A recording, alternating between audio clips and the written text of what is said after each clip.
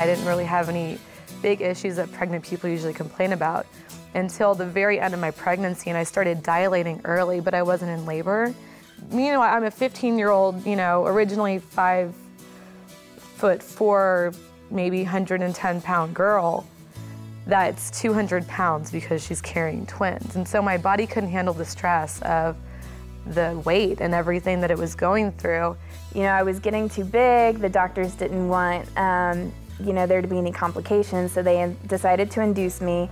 I went to the doctor the day before Thanksgiving, and I was 4 centimeters dilated, and that's almost halfway through labor.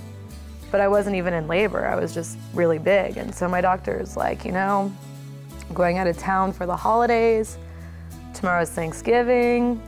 I want to be there for the birth, so why don't you go home, take a nap, eat some food, come back to the hospital, and we'll have these babies. And I was like, oh, all right, I thought I was just coming to the doctor, and I guess we'll just go have these kids, that's fine. I thought it was gonna be easy at first because the pains weren't as strong, but as time passed, I needed the epidural, and I got the epidural.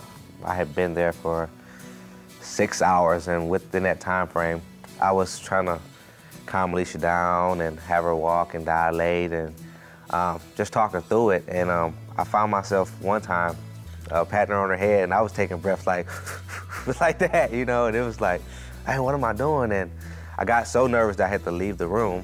It was terrifying and crazy instead of like this miracle of life and, that was beautiful. It was just kind of a blur, and I really wish that I could have really appreciated the whole situation. Well, when the nurse comes in to talk about birth certificates, you're more concerned about, is this really the name that we're going to give our child? And how are we going to spell it? Like the small little arguments of, no, I don't like that spelling, or this is the way that it goes. So the last thing that you're thinking, you have no expectation of signing this major legal document that's saying, this is the mother and this is the father. I never heard of establishing paternity.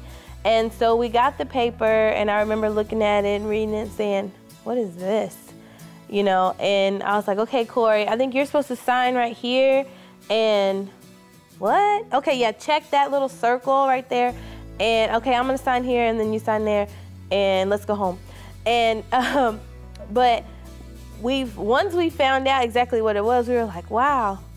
We didn't know that's what it did. We didn't know that, it established paternity for Linnea, and she has a legal father, and now we get all these benefits that come along with it. I wanted my son to know who his dad was, and I wanted him to have rights also.